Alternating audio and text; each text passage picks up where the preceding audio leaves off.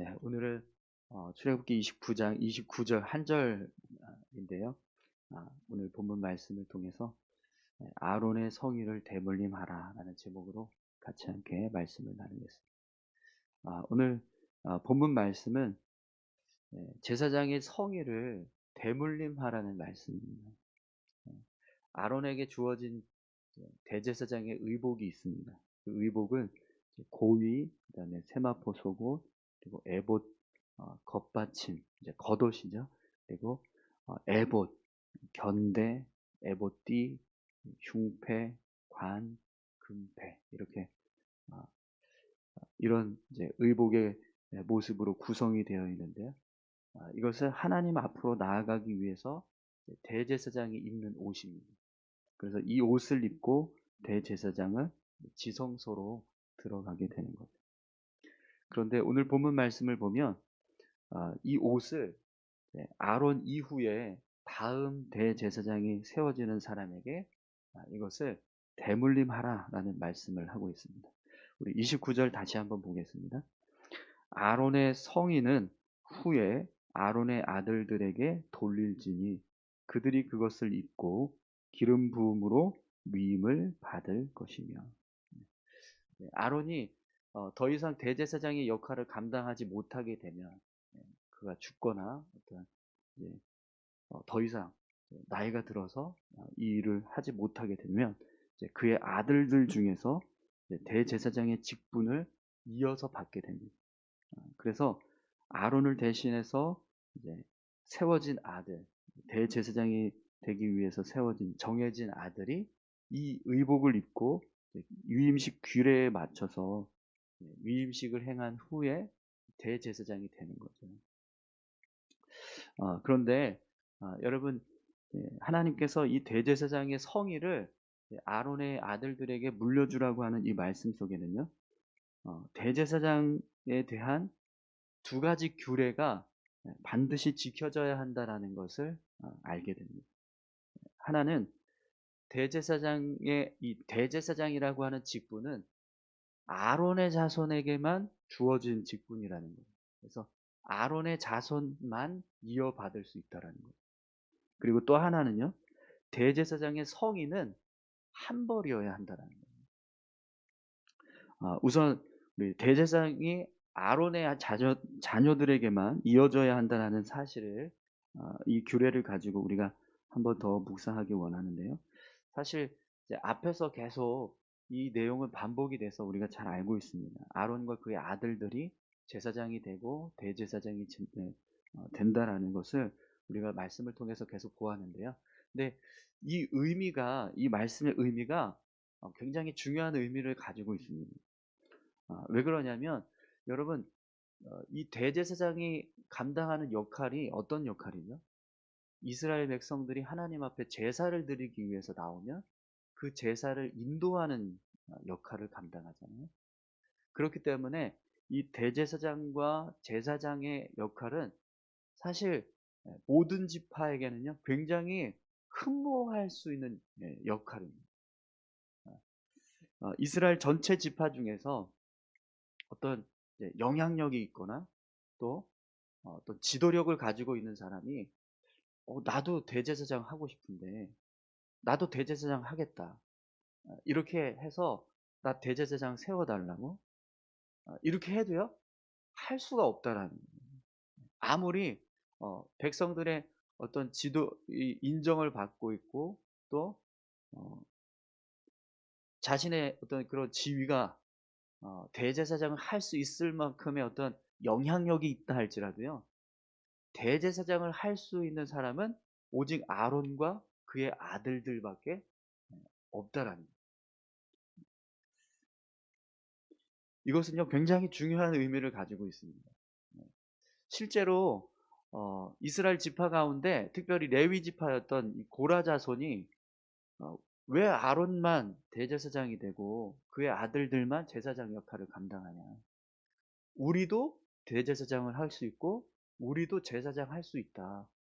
똑같은 레위 지파인데 왜 아론 지파에서만 그렇게 아론 자손에서만 대제사장과 제사장 역할을 감당해야 되냐? 우리도 하겠다. 그래서 반역이 일어나요. 예. 레위기 16장에 보면 이제 고라 사건이 기록이 됩니다. 근데 하나님께서 이 고라 사건을 어떻게 해결하시냐면 12 지파 가운데 지도자들을 다 불러 모읍니다. 그리고 지팡이를 다 들고 나오랍니다. 그걸 증거계 앞에 다 두십니다. 그리고 나서 거기서 싹이 나는 지팡이의 주인이 하나님께서 선택한 자다 이렇게 이야기를 하죠.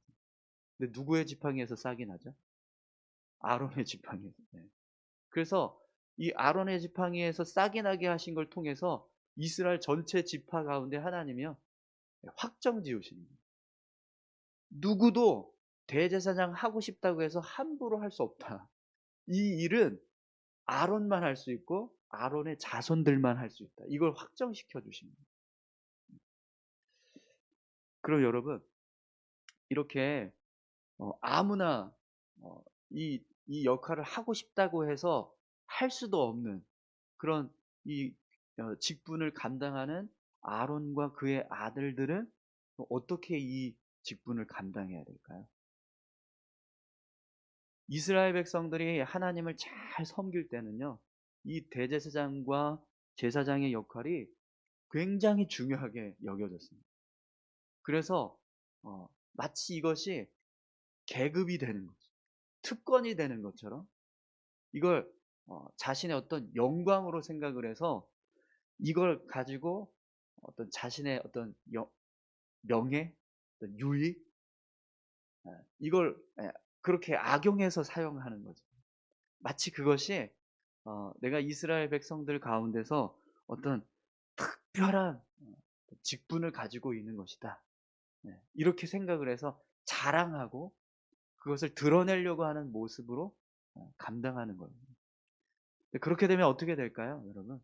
하나님 앞에서 그 직분을 감당하는 제사장과 대제사장의 모습은요, 합당하지 못하게 됩니다. 사실은 이 직분을 감당하는 사람들은요, 하나님 앞에 더 겸손하게 낮아져요.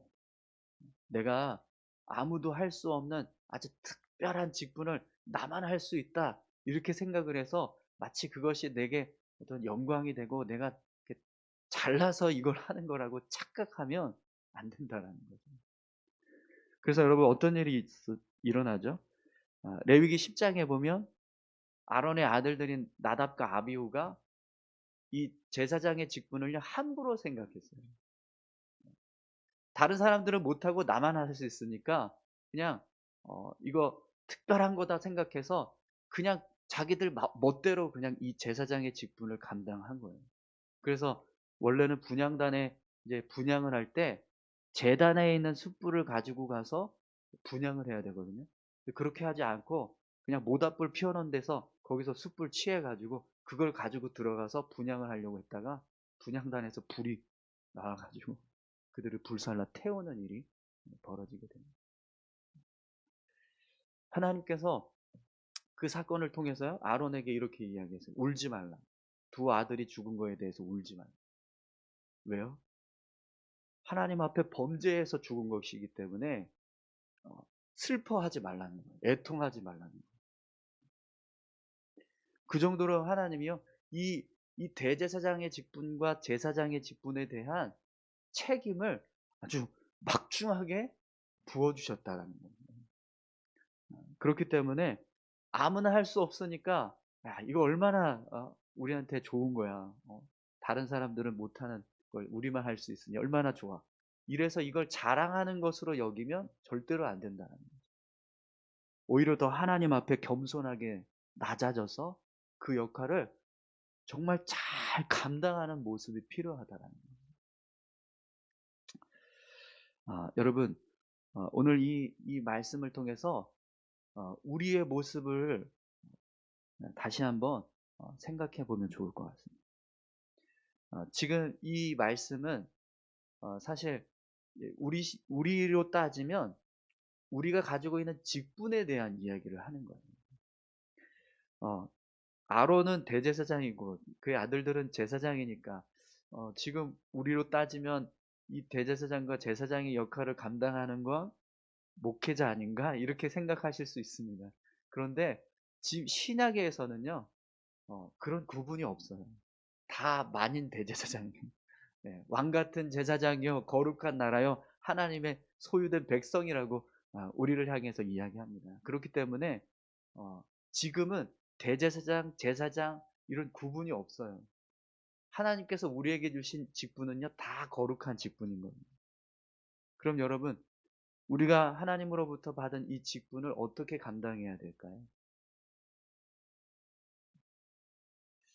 어, 이 직분이 교회 안에서요 하나님을 잘 섬겨지고 또 하나님을 향하여서 모든 성도들이 바르게 잘 신앙생활 하려고 하는 노력이 계속해서 이루어지면 직분이 주목이 돼요. 성도들로부터 그 직분에 대한 주목을 받게 되는 상황들이 많이 일어나요. 교회 성도들이 점점 많아지고 또 사람들이 예배를 드리게 되면 많은 사람들이 예배를 드리게 되면 분명히 앞에 서는 사람들이 있습니다. 근데 대부분의 사람들이 앞에 서는 사람들이 어떤 사람들이죠? 교회 안에서 어떤 직분을 받은 사람들. 저 같은 경우가 되겠죠. 또 장로님들이 앞에 섭니다. 권사님들이 앞에서, 안수 집사님들이 앞에서, 서리 집사님들이 그 역할들을 감당하는 횟수가 어떤 이 직분의 차이에 따라서 달라져요.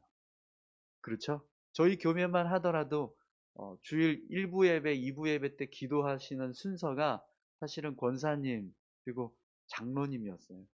근데 이 인원이 작으니까 너무 자꾸 이렇게 반복이 되다 보니까 그걸 좀 늘리자 그래서 안수 집사님도 들어가고 권사님도 들어가고 서리 집사님도 들어가자 이렇게 되어 있었는데 원래대로 하면 주일 2부 예배는 장로만 기도하는 걸로 우리 교회에서는 돼 있었잖아요. 그죠? 네. 1부 예배는 권사님들만 기도하십니다. 네. 그만큼 직분을 받았다란 이 직분이 직분에 감당해야 될 어떤 그 무게가 무거워지면 무거워질수록 어떻게 되죠? 사실은 앞에 서게 되고 주목받는 일이 많아집니다. 그럼 여러분 모든 성도들이 신앙생활을 잘하고 많은 사람들이 점점 성도들이 많아지면 어떻게 될까요? 특권화되는 그 직분을 계급처럼 매긴다. 그래서 큰 교회 가면 장로 선거할 때 어떻게 하죠? 돈 선거. 네. 저희는 뭐 그렇게까지 안 하는데 장로 하고 싶어가지고 성도들한테 막 돈을 뿌리고 막 선거 로비하고 이런 일들이 있다는 거예요. 근데 그 모습은요 하나님 앞에서 절대로 선한 모습이 될 수 없습니다. 여러분 직분은요 절대로 계급이 아닙니다. 오히려 이 직분은요 우리 교회 성도님들은 그런 생각을 가지고 계신 것 같아요. 내가 가지고 이 직분이 얼마나 무거운 책임이 있냐. 그래서 오히려 그 책임을 내가 감당할 수 없다.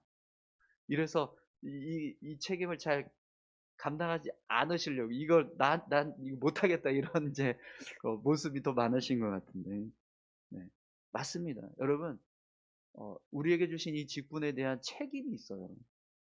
의무가 있다라는 거죠. 하나님께서 우리에게 직분을 주신다면 이 직분은요 분명히 그 직분을 감당하게 하는 어떤 교회 안에서의 책임이 있다라는 거예요. 여러분 우리 교회 주보에 보면 믿음의 동역자 원래는 섬기는 사람들이었거든요. 제가 믿음의 동역자라고 이름 바꿨는데 원래 주보에 보면 섬기는 사람들이 있습니다. 거기에 누가 이름이 나와 있죠? 담임 목사서부터 해서 교회의 전도사들, 사역자들, 시무장로, 명예장로, 성가대 지휘자, 반주자들 이름이 나와요. 주보에 이름이 올라가 있다라는 건요. 그만큼의 책임이 있다라는 거예요. 그럼 여러분 그 책임을 어떻게 해야 될까요? 잘 감당하셔야 해요. 나는 주보에 이름 없는데 그러면 덜 감당해야 될까요? 아니요. 우리 교회 안에 여러분 각 직분마다 그 직분에 맞는 역할을 감당해야 하는 모습이 있습니다. 하나님은요, 그 모습을 보세요. 그걸 잘 감당하고 있는가? 그렇지 않은가? 오늘 저와 여러분들이요, 하나님께서 주신 직분을 정말 거룩한 직무로 생각하고 잘 감당하실 수 있기를 축원합니다. 하나님, 나 같은 죄인을 이렇게 귀한 자리에 세워주셔서 이 직분을 감당하게 하시니 감사합니다. 내가 정말 하나님 앞에서 이 직분 잘 감당할 수 있게 은혜 주십시오. 이런 믿음의 모습이 있어야 하나님이 그 직분을 감당하는 모습을 기쁘게 여기실 줄 믿습니다. 오늘 저와 여러분들이요, 하나님께서 내게 주신 직분이 있다면 그 직분을 감당하실 때 정말 겸손하게 더 낮아지셔서 하나님 앞에 더 열심히 그 직무에 맞는 책임을 지기 위해서 더 겸손히 서실 수 있기를 소망합니다. 또 여러분, 오늘 이 말씀에 보면 이제 대제사장의 의복을 대물림하라라고 했는데, 이 대물림 하려면 여러분 의복이 어떻게 되어 있어야 합니까? 한 벌이어야 돼요. 그렇죠? 내가 입던 옷을 내 자녀에게 대물림해 줘야 돼요. 그러면 이 대물림 한다라는 건 내가 벗어서 이걸 이 아들에게 줘야 한다라는 거거든요. 그래서 대제사장이 죽고 새로운 대제사장이 세워진다. 그러면 이 성이 이 대제사장의 의복도 새로 만드는 게 아니라 쓰던 옷을 자녀에게 물려줘야 한다는 거예요. 그렇게 되면 여러분 옷은 두 벌이 될 수가 없어요. 계속해서 한 벌만 유지되어야 합니다. 그죠? 그런데 실제로 그랬습니까? 이스라엘 백성들이 이스라엘 역사를 보면요, 실제로 이 성의가 어떻게 되죠? 한 벌로 유지되지 않아요. 여러 벌이 돼요. 제사장의 옷이 이 대제사장의 에봇만 하더라도요, 성경에 보면 정말 많은 예, 에봇이 등장합니다. 도대체 왜 이 구약의 아론의 이 에봇이 이렇게 많이 나오지? 이럴 정도로 많이 등장을 해요. 사사기 8장에 보면 기드온이 금으로 만든 에봇을 만들어요. 그리고 그걸 자기 성읍에다 이렇게 모셔드려 놓습니다. 에봇을 모셔놔요. 그리고 그 에봇을 자신의 어떤 기득권의 상징으로 여깁니다. 사람들이 에봇이 있으니까 이 사람이 뭔가 아주 특별한 이 대제사장의 역할을 감당하는 어떤 그런 사람이라고 생각을 해서 그를 막 주목하고 섬기게 하는 그런 도구로 만든다는 거예요. 그래서 그것을 그 모습을 성경에서는요, 기드온의 집에 올무가 되었다 이렇게 기록하고 있습니다. 대제사장의 성에는 시간이 지나면 지날수록 이 대제사장의 의복으로서의 역할을 감당하는 게 아니라 그것 자체가 성물이 되는, 우상시 되는 그런 상황이 벌어지게 된다는 거죠. 왜 이 대제사장의 옷이 이렇게 악용되냐면, 대제사장이 지성소로 들어가려면요, 이 에봇을 입고 들어가야 돼요. 그냥 들어갈 수가 없습니다. 이 에봇을 꼭 입고 지성소로 들어가야 돼요. 지성소로 들어가게 되면 어떤 일이 벌어지죠? 하나님의 임재가 있는. 이 지성소 에봇은요, 하나님의 임재를 경험하는 옷이 되는 거예요. 그러니까 특별한 옷일 수밖에 없습니다. 하나님을 맞닥뜨리는 건 사실은 그 대제사장인 사람이지만 이 옷을 입었을 때만 지성소에 들어갈 수 있고 그 옷을 착용한 사람만 하나님의 임재를 경험할 수 있으니까 이 옷 자체가 신성시되고 우상화된 성물로 여겨지는 그런 잘못된 모습이 나타나게 되는 거예요. 분명 이것은요, 인간의 탐욕과 욕망의 결과입니다. 그래서 하나님이요, 그걸 다 아시고 그렇게 이 에봇이 대제사장의 옷이 신성시되고 우상화될 걸 아셔서 오늘 이 성의를 대물림하라 이렇게 말씀하셨는지도 모르겠습니다. 한 번만 한 번만 만들고 있으라는 거예요. 한 벌이 되게끔 유지시키라는 거예요. 여러 번 만들지 말고. 근데 여러분 이 말씀은요 바꿔서 얘기하면 이런 뜻도 돼요. 대제사장은 한 명이어야 한다. 그런데 여러분 이스라엘 역사를 보세요. 대제사장이 한 명이었습니다. 신약 시대만 해도 두 명이었어요. 대제사장 가야바하고 대제사장 안나스 두 명이 있었습니다. 어떻게 해서 이렇게 대제사장이 두 명이 되었을까요? 인간의 탐욕으로 인한 거예요. 대제사장은 죽어야지 이 새로운 대제사장이 세워지는 거거든요. 이 사람이 할 수 없게 돼야 이 이제 대제사장이 세워지는 거예요. 근데 그렇게 하지 않고 내가 먼저 할 테니까 넌 나중에 이런 식으로 해가지고 한 명 세우고 두 명 세우고 막 이런 일이 벌어지더라는 거예요.